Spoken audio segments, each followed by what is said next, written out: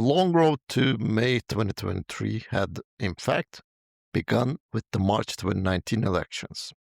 Around that time, I had only recently started using Twitter.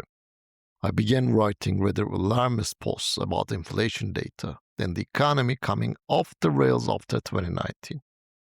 What the opposition genuinely failed to understand, or perhaps simply didn't care about, was the impact of the economic collapse before the 2019 municipal elections.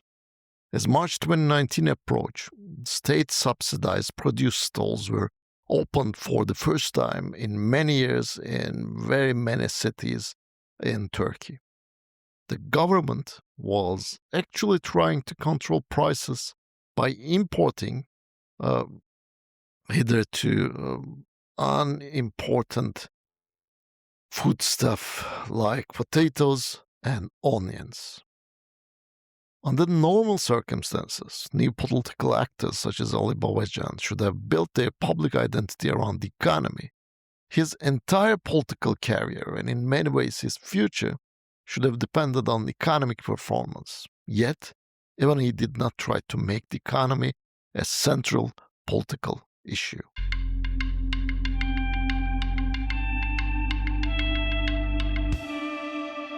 I think this was the result of a deeply sociological problem. Politics had been confined to a very narrow habitus. Because of this, the ability to imagine alternative possibilities was lost. Babacan, for example, spent months on remarks about Istanbul Metropolitan Municipality funded waltz dancing ball, and to no avail, of course. And he came up with a lot of talking points on the Kurdish question with no concrete effect. Instead, he should have rebuilt himself in the field everyone knew he was best at, the economy. I can understand why being a politician who speaks about the economy in Turkey comes with very many risks. I also understand that in Turkish political culture, so-called the economy is often imagined as the endless recital of numbers at crowded rallies. Many politicians who see themselves as operating at a higher level of politics could not accept this kind of role. We also saw this in the main opposition parties' public activities. Instead of producing a convincing economic discourse, it staged an American economist joining from abroad to a teleconference. In doing so, it practically admitted that it had nothing more to offer than a repetition of Kemal Dervish, the figure who helped shape Turkey's post-2001 political and economic order. In Turkey, inflation has long resembled a kind of urban speculation. As the numbers rise, the land of power and opposition, capital and households, salaried workers and tenants is redistributed parcel by parcel. When I wrote about this years ago, I really thought the rush into housing was temporary. I assumed that at some point it would have to follow a different path. I was wrong. The process went far beyond an irrational trajectory. Almost all economic activity was turned into rent speculation, and this made an enormous contribution to social enemy. Yet, we should also not miss another point. Turkey was already highly accustomed to inflationary atmosphere. At some point, we entered stagflation. Whether we have managed to exit it, I do not know. We cannot properly measure inflation. We cannot properly measure prices. We cannot properly measure growth either. Well, like a doctor trying to treat a patient with broken instruments. The blood test results are never showing the exact figures. The simplest of instruments, the thermometers for fever, they're expired, they don't work any longer. The imaging devices are unreliable. The test instruments are always reporting wrong numbers. Okay. I previously tried to bring the inflation figures together in two separate blog posts. Those posts are still relevant and they contain important visualizations. In one, I compare TÜİK and ENAG. In the other, I try to explain the background of Turkey's political economy. But let's start with the construction of the numbers. There are three sources and three different statuses. Just as housing production as a commodity brings the state, the bank, and the middle class to the same table, inflation traps data, politics, and economics within the same chart. The TÜİK figure is still the official mortar of many contracts. It shapes everything from the rent increase ceilings to the minimum wages. Yet since 2022, item-level price lists have been shared with the public only in a very limited way. Even the raw versions of the prices are not disclosed, despite long court processes ongoing.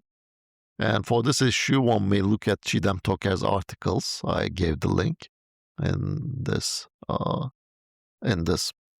blog post.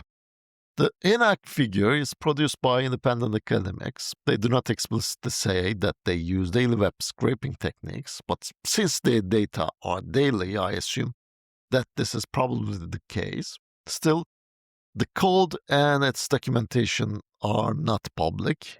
The website appears to have stopped updating in February 2025. The data are now shared mostly on X, formerly Twitter. Their reporting method also includes warnings about a patent process. For academics, I find this somewhat exaggerated, and on the other hand, they took on this work at a very difficult time and under serious risks. For that reason, they deserve considerable appreciation. The ITO figure is the Istanbul Consumer Price Index produced by one of Istanbul's oldest institutions, Istanbul Chamber of Commerce. Yet in January 2025, ITO announced that it had switched to the Eurostat method. After this, the PDF bulletins disappeared. The base year was also reset to 2023. From February onward, the figures can only be traced through news websites. The Istanbul Chamber of Commerce had published its index since 1995 under the name Istanbul Wage Earners Cost of Living Index. After 30 years, it suddenly changed this index. And in the table, the distinction between official, semi-official, and unofficial reminds me of the legal differences between the state's intervention to housing industry in Turkey, TOKİ, Emlak Konut, and or the Gecekondu. Whose statement counts officially? Whose statement is accepted as real in the charts? Even the length of numbers is tied to a problem that resembles property regimes and real estate speculation. Who measures what on the ground? ITO calls its basket the most comprehensive. It includes 368 items and reweights them according to a 2023-based Eurostat framework, but there is no PDF documentation, there is no archive. Since at least January 2025, the information has appeared only as press releases. My view is that ITO actually wanted to abolish this index, but it also did not want to erase a 30-year institutional effort. Such institutional continuity is rare in Turkey, indeed. So instead of ending the index completely, ITO seems to have made it less visible under political and administrative pressure. After all, ITO was the institution whose data I had the hardest time accessing. I also cannot make sense of ENAG's methodological disclosure. There is no weight table, or at least I could not find one. They have justified concerns, of course, but the one-page explanation on their website does not seem sufficient to me. Like, for example, I'm especially interested in their claim that they collect 250,000 rent observations every month. If this could be shared with the public, it would have made a serious contribution to academic research. TÜİK, by contrast, acts as if there is too much data. It declares item-level prices to be a commercial secret. In this way, The three institutions criticize each other while looking through the same mirror. Each has different problems, yet information itself is the most valuable speculative plot of land. On paper, of course, TÜİK's methodological note looks quite reasonable. Computer-assisted personal interviewing, or CAPI, for surveys who visit businesses and record prices. Barcode or sales data for sales data that are collected directly from chain markets and local firms. Web scraping for price data that are automatically collected from websites. Computer-assisted web interviewing, or CABI. Company representatives complete online surveys. Computer-assisted telephone interviewing, or CATI. Rent and some service prices are collected by phone. They use administrative records. Data are collected directly from institutions such as EMRA and airline companies for items such as fuel and airline tickets. Apart from the expenditure group weights, which I shared on the blog post, and the appended 407 item list, we do not know much about what is measured or how. Those who remember the old data will recall that one could see the price of every item in the basket one by one. After 2018, these prices became the subject of serious criticism. From 2020 onward, they rapidly disappeared. They became invisible.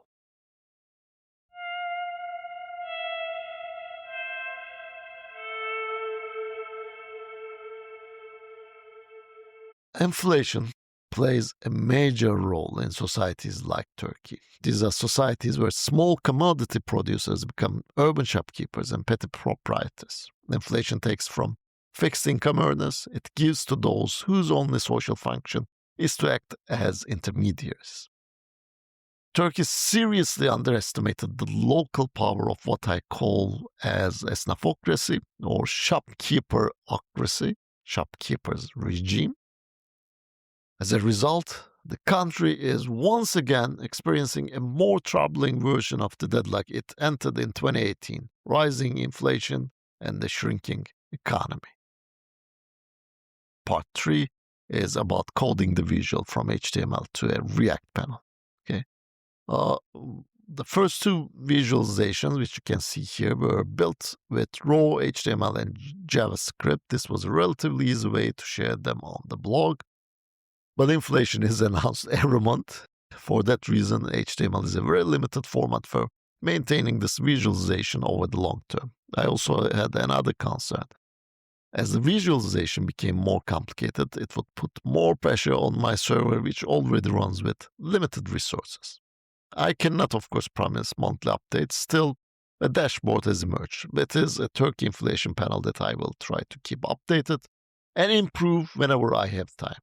The new React-based panel can be described as a kind of meta interface. It is also a digital instrument of the economic signifier regime. It allows data from three different sources, TÜİK, ENAG, and ITO, namely, to be presented on a comparative plane.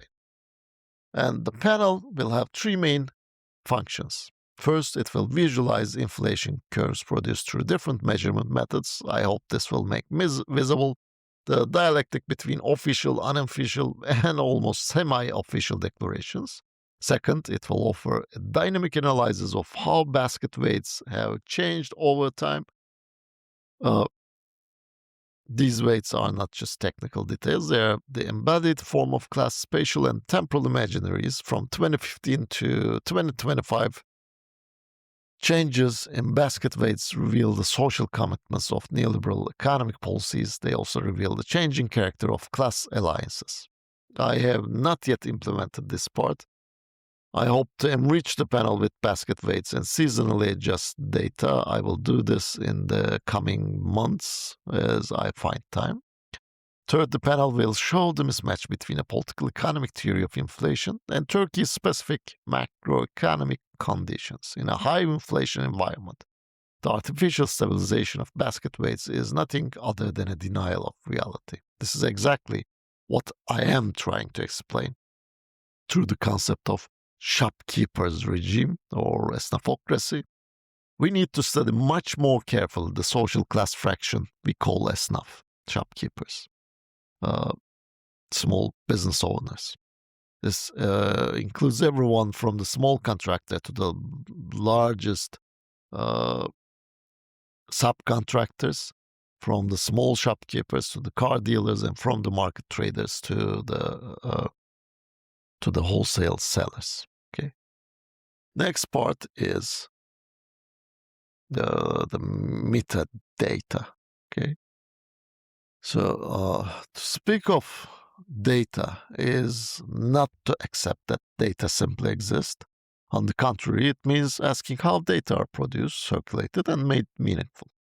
The intellectual milieu I come from spent many years trying to remain free of data, to be away from data. It moved away from the effort to understand how data are produced and transformed into knowledge. At the same time, it often treated statistics and data in any form with contempt. But when the data disappeared, this attitude revealed itself as deeply mistaken. It was also hostile to its own interest.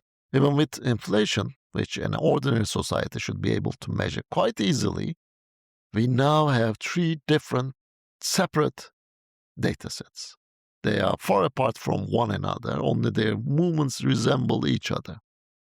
And if we don't think about data, how can we understand the most basic social and economic reality that we expect data to reveal? TÜİK's methodological opacity is no longer just a technical issue, of course. The lack of transparency in data collection, cleaning, and calculation has become an epistemological crisis. As Çiğdem Toker's well-documented struggle and the following legal processes have shown, inflation data are increasingly treated as a kind of state secret. Yet, TÜİK claims that its methods are compatible with universal standards. If that is so, those methods must be open to detailed scrutiny. ENAG's methodological closure is different, but paradoxically, it emerges as a response to the methodological opacity of official institutions. It points to the existential anxiety of an independent academic initiative. But the patent process seems to function less as an academic concern and more as a shield against political pressure, if you ask me. Still, more transparency about daily data collection techniques, especially web scraping, would only strengthen ENAG's credibility.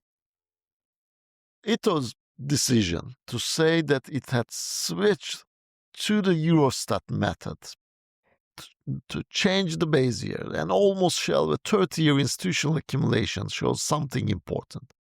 Data production mechanisms in Turkey are deeply dependent on the political conjuncture, political will, so to speak. This is also a strong sign that, of course, Ito's historical, institutional, class-based autonomy has been eroded. And the technical side, if I go back to the technical side again, the inflation panel, the architecture of a small public data tool is the heading for the 5th part. It is now, the panel is available as an open source project on GitHub. It's quite modest. It is, as you know, a React-based dashboard built with white and, of course, styled with Tailwind CSS. Initially, it was using pre-processed data from JSON files, but for those JSON files, I used a little bit of web scraping, especially for ENAG data, to bring them from their Twitter account. Okay, but I reconfigured it to use a Google Sheet. The Google Sheet itself is public. Okay, and of course, the panel tries to be more than a technical object. Okay, it is a small public data tool. Last but not least, of course, we have to go back to the theoretical approach. A socio-political economic critique of inflation is a 6th part. Yes, that's true. Quantification is one of the most sophisticated mechanisms of domination and capitalist modernization. Digitalization constantly creates the impression that things are inaccessible or accessible. This mechanism can only be opposed by intervening in how it is produced. It must be understood and challenged from within. From this perspective, inflation figures in Turkey should not be treated as a mere technical matter. They should be treated as the object of a deep political economic analysis. The economic crisis that became clear in Turkey after 2018 was, in fact, a symptom of the exhaustion of the post-2013 neoliberal growth model. High inflation became the most visible sign of this crisis. It produced three major effects. First, inflation became a structural mechanism of income transfer against fixed income groups. This included and still includes public employees, pensioners, and minimum wage workers. It accelerated the shift from a relatively homogeneous middle class structure to a much more polarized income distribution. The widening gap between TÜİK, ENAG, and ITO actually serves to hide the scale and speed of this income transfer. Second, inflation creates a dynamic of spatial reproduction. Housing and rent inflation often run above general inflation. This deepens class segregation in urban space. It also sharpens socioeconomic differences between neighborhoods and districts and cities and different regions of the country overall. In this sense, the process continues the neoliberal urbanization policies that have been in place since the early 1980s, but today it is happening in a much faster and in a much more traumatic form, thanks to the addition of what I call as a neo-dirigism or new statism. Third, inflation is both a sign and a trigger of a crisis of political legitimacy. The erosion of trust in TÜİK data is both a result and the cause of declining trust in state institutions. This weakens social consensus and deepens political polarization with yet to be recognized consequences. And instead of a conclusion, what we have to keep in mind is that to bring counter data against data. I hope that the code I have written and the visualizations I have produced from this mind data will make a modest contribution to debates on inflation in Turkey. At the same time, I know that this effort is also a form of counter data production. Okay? Dominant data regimes produce their own narratives of truth. Questioning these regimes is an indispensable part of critical social scientific practice. Despite its technical limitations, the inflation panel places figures produced by different methodologies or different reaches side by side. It gives readers and users the chance to make their own assessment, and this approach serves the ideal of making economic data or social, political, any kind of data more democratic and transparent and accessible. In the end, the inflation debate in Turkey is not simply about whether the numbers are right or wrong. It is about something deeper. It is a political struggle over the production and circulation of economic and hence political discourse and knowledge. Okay? In this struggle, critical academia has several tasks to fulfill. It must demand transparency in data. It must develop alternative methodologies. Most importantly, it must make visible the social reality behind the numbers. Inflation is unnatural.